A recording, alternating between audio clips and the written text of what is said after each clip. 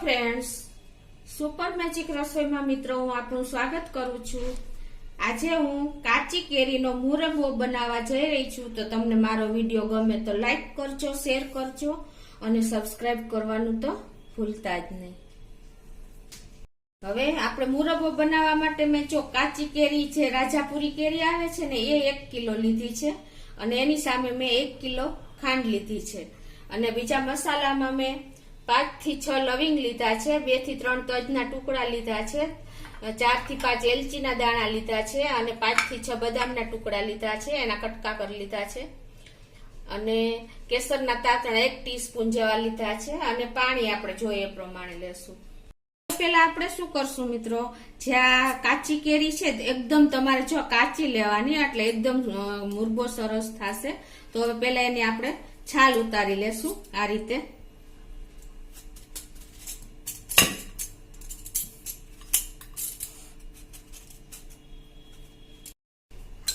તો આપણે છાલ ઉતારી લીધી છે। હવે એને આપણે આ રીતે રેન્ડમલી એને ગોટલાથી અલગ કરી લેશું।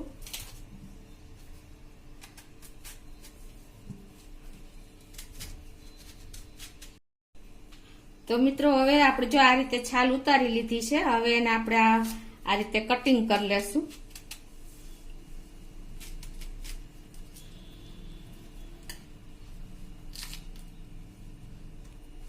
તો આ રીતે જો આપણે ગોટલા અલગ કરીને પછી હવે એના એકદમ મીડિયમ સાઈઝના આપણે નાના નાના એવા ટુકડા કરી લેશું।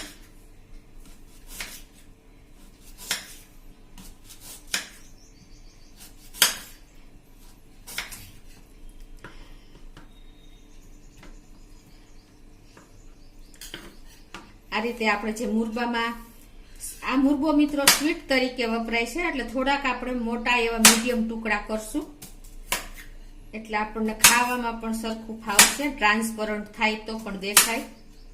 જો આ રીતે હું હવે બધા ટુકડા કરી લઉં છું। તો આ રીતે જો મેં કટિંગ કરી લીધું છે મીડિયમ એવા પીસ કરીને। હવે આને આપણે બોઇલ કરશું, એટલે એના માટે ગેસ ઓન કરીને આપણે ફૂલ ગેસે જ 1/2 લીટર જેવું પાણી મૂકી દેશું।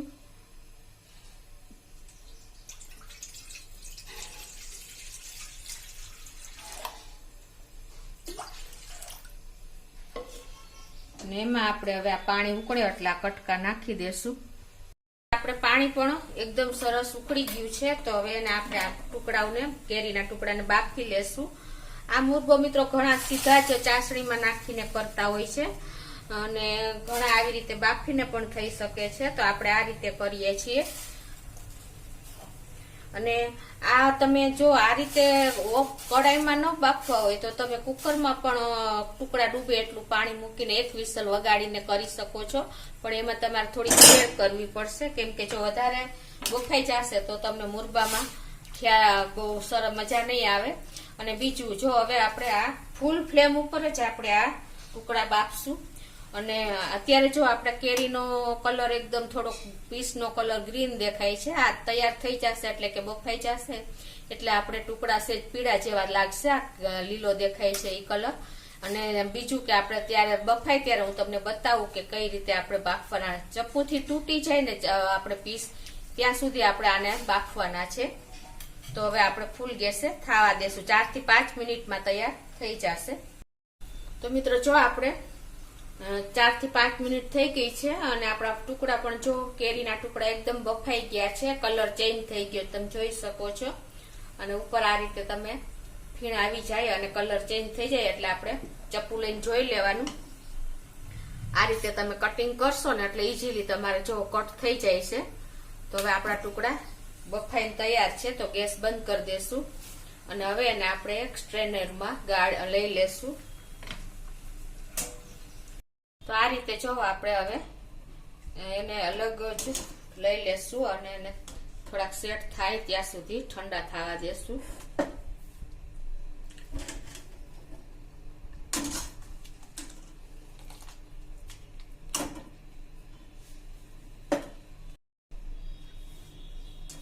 તો આ રીતે જો આપણે બધા લઈ લીધા છે અને પાણી નિતારી લેશું આપણે અને થોડીક વાર આને સેટ થવા દેશું, પછી આપણે આગળની પ્રોસીજર કરશું.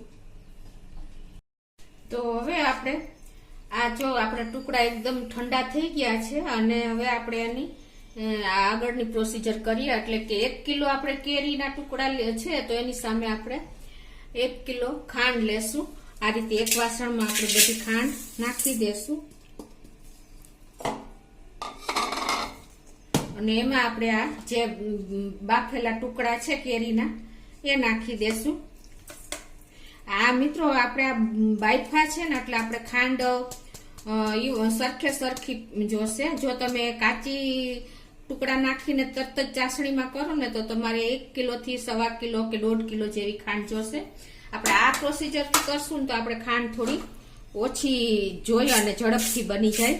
એટલે આ રીતે હવે આપણે બધું મિક્સ કરી લેશું ટુકડાને. આપણા ટુકડા ભાંગી ન જાય એની તો તમારે થોડીક ધ્યાન રાખવાની છે. તો આ રીતે આપણે જો ચમચાથી પણ મિક્સ કરી લઈએ.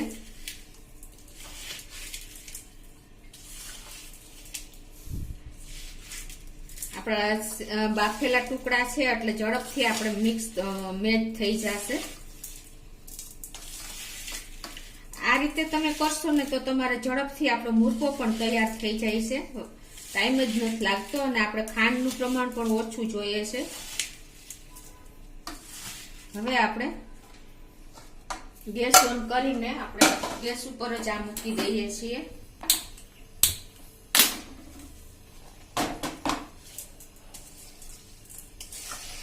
બે થી 3 મિનિટમાં આપણે એકદમ મેલ્ટ થઈ જાય છે.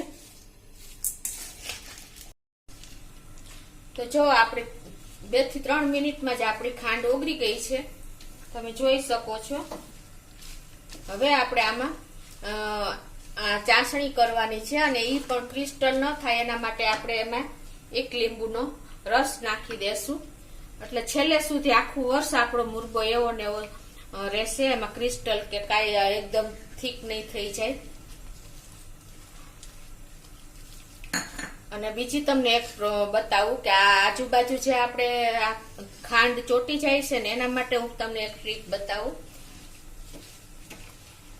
તો એના માટે આપણે જો આ રીતે બ્રશથી કે ચમચીથી તમારે આ રીતે ફરતું એને ઘી વાળું લગાવી દેવાનું છે. બ્રશથી ઘી લગાવી દો ને એટલે તમારે ક્યાંય પણ ખાંડ ચોટશે નહીં, ચાસણી ચોટશે નહીં. આની આપણે 1 તારથી થોડીક વધારે એવી ચાસણી કરવાની છે. એટલે સરસ આપણી આખું વર્ષ મુરબ્બો એવો ને એવો રહેશે અને તમે સ્વીટ તરીકે પણ આનો ઉપયોગ કરી શકીએ છીએ. તો હવે આપણે મીડિયમ ટુ હાઈ ફ્લેમ ઉપર જ આપણે આને હલાવતા રહેશું અને ચેક કરતા રહેશું કે ચાસણી આપણે કેટલી થઈ છે. તો જો 3 થી 4 મિનિટ થઈ છે. આપણે ગેસ ઉપર મીડિયમ ટુ હાઈ ફ્લેમ ઉપર જ રાખ્યું છે અને આવી રીતે આપણે કન્ટિન્યુ હલાવતા જ રહ્યા છીએ. હવે આપણે ચેક કરી લઈએ કે કેટલી ચાસણી થઈ છે. તો એના માટે જો મિત્રો હજી આપણી ચાસણી રેરાઈ છે થોડીક, એટલે બહુ પરફેક્ટ નથી થઈ અને તાર થાય છે પણ તૂટી જાય છે. તો હવે આપણે આને હજી 3 થી 4 મિનિટ થવા દેશું. એ દરમિયાન જો તમારે ફ્લેવર આપણે આમાં ફ્લેવર એડ કરી છે ને તો બહુ સરસ ટેસ્ટ આવે છે. એના માટે અત્યારે હું 4 થી 5 લવિંગ અને 2 થી 3 તજના ટુકડા નાખી દઉં છું. જો તમારે સ્ટ્રોંગ ફ્લેવર જોતી હોય તો તમે આનો પાવડર ફોર્મમાં પણ નાખી શકો છો. અને 4 થી 5 એલચીના દાણા અને 1 ટીસ્પૂન જેવું આપણે કેસર પણ નાખી દેશું. કેસરના હિસાબે આનો કલર અને ફ્લેવર બહુ સરસ આવે છે.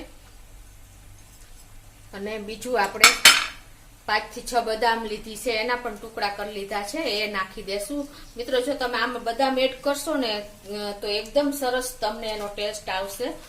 આ રીતે આપણે એને બધા મસાલાની ફ્લેવરને હિસાબે આપણો મુરબ્બો એકદમ સરસ ફ્લેવર વાળો થઈ જાય છે અને ટેસ્ટ પણ બહુ સરસ આવે છે. તો આ રીતે આપણે એને કન્ટિન્યુ હલાવતા રહેશું. 4 થી 5 મિનિટ આપણી ચાસણી તૈયાર થઈ જાય. જો મીડિયમ થી હાઈ ફ્લેમ ઉપર આપણે કન્ટિન્યુ હલાવતા રહ્યા છીએ અને 3 થી 4 મિનિટ થઈ ગઈ છે. અને હવે આપણે ચાસણી પણ ચેક કરી લઈએ આ રીતે એક વાસણમાં લઈને. આ ચાસણીને હવે આપણે થોડીક ઠંડી થવા દઈએ અને ગેસની ફ્લેમ એકદમ સ્લો કરી નાખીએ. અને બીજા તમને આપણો મુરબ્બો તૈયાર થયો છે કે નહીં એના પણ તમને સિમ્ટમ્સ બતાવી દઉં કે જો આપણે બધા કેરીના પીસ અત્યારે ઉપર આવી ગયા છે અને બદામના પીસ પણ ઉપર આવી ગયા છે. તમે જોઈ શકો છો મેં ગેસ અત્યારે ધીમો જ કરી નાખ્યો છે એટલે તમને દેખાય. અને ઉપર તરવા માટે ને એટલે ઈ પણ આપણી નિશાની છે કે આપણો મુરબો તૈયાર થઈ ગયો છે. અને બીજું કે આપણા જો આ પીસ બધા ટ્રાન્સપરન્ટ દેખાય છે, જુઓ તમને ખ્યાલ આવે છે. આવા એકદમ ટ્રાન્સપરન્ટ કેરીના પીસ દેખાય ને એટલે ઈ પણ આપણો સિમ્બોલ છે કે આપણી મુરબો એકદમ રેડી છે. તો હવે આપણી ચાસણી પણ ઠંડી થઈ ગઈ હશે તો એ પણ ચેક કરીને તમને બતાવી દઉં. જો મિત્રો આ રીતે એક તાર થાય છે અને બીજો તાર તૂટી જાય છે એટલે આવી રીતે આપણી ચાસણી એકદમ રેડી જ છે મિત્રો. જો તમને ખ્યાલ નહીં આવતો હોય આમાં. એટલે આ રીતે આપણે ચાસણી કરવાની છે. ટૂંકમાં 8 થી 9 મિનિટમાં આપણો મુરબો ઈઝીલી તૈયાર થઈ જાય છે જો તમે આ રીતે કેરીના પીસ બાફીને કરશો ને તો. અને ખાંડ પણ આપણે પેરેલલ એટલે કે 1 kg સામે 1 kg જ જોશે. એટલે તમે જો આ મેથડથી મુરબો બનાવશો ને મિત્રો તો તમારે ટાઈમ પણ નહીં લાગે અને ઝડપથી સરસ તૈયાર થઈ જાય છે. તો મિત્રો હવે જો આપણે ગેસ ફૂલ કરીને આપણે પાછો એને એક ઉફાણો લઈ લેશું એટલે આપણે આખું વર્ષ મુરબો એવો ને એવો રહીએ. અને આપણે આ રીતે હલાવતા રહેશું ઉપર. તો આપણે 1 થી 2 મિનિટ થઈ ગઈ છે અને જો ઉપર ફીણ પણ આવી ગયા છે. એટલે હવે આપણે આ રીતે ફૂલ ગેસ ઉપર રાખીને અને આ રીતે આપણે પ્રોસીજર કરી લેવાની છે. અને હવે આપણો મુરબો રેડી છે તો આપણે ગેસ બંધ કરી દેશું અને આપણે આને હવે ઠંડો થવા દેશું. અને એકદમ ઠંડો થાય ને ત્યાં સુધી આપણે વચ્ચે વચ્ચે આ રીતે હલાવતા રહેશું એટલે પરફેક્ટ આપણા પીસ બધા અંદર સરસ મેચ થઈ જાય. આ રીતે ઠંડો થાય ત્યાં સુધી તમારે થોડી વારે આ રીતે હલાવતું રહેવાનું છે. પછી આપણે ઠંડો થાય પછી આપણે એરટાઈટ બેણીમાં ભરી લેશું. તો મિત્રો જો 1 કલાક થઈ ગઈ છે અને આપણો મુરબો પણ ઠંડો થઈ ગયો છે. તમે જોઈ શકો છો આપણે લીંબુનો રસ એડ કર્યો હતો એટલે જુઓ તમે આપણા મુરબ્બાનો કલર એકદમ જો સરસ એવો ને એવો લિક્વિડ જ રહ્યો છે. આમાં ક્રિસ્ટલ પણ નહીં થાય. અને બીજું કે આપણે સાઈડમાં જો ઘી વાળું બ્રશ લગાવ્યું હતું એટલે સાઈડમાં પણ ચાસણી ક્યાંય ચોઈટી નથી. તમે જોઈ શકો છો આ રીતે તમે અને કન્ટિન્યુ આપણે હલાવતા રહ્યા છે એટલે એકદમ આપણો મુરબો રેડી તૈયાર થઈ ગયો છે અને એકદમ ઠંડો પણ થઈ ગયો છે. હવે આને આપણે એરટાઈટ આખું વર્ષ ફ્રીજ વગર આપણે બહાર જ આને રાખી શકીએ છીએ. એરટાઈટ કન્ટેનરમાં આપણે ભરી લેવાનો છે. તો એને અત્યારે હું આ રીતે બાઉલમાં તમને સર્વ કરીને બતાવું છું.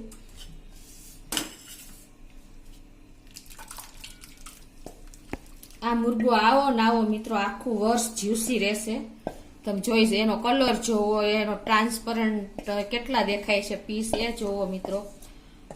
આ તમને મેં 3 રીતે મુરબો કઈ મેથડ અપનાવજો તમે 3 રીતે તમે તૈયાર થઈ ગયેલો મુરબો મેં તમને બતાવ્યો છે.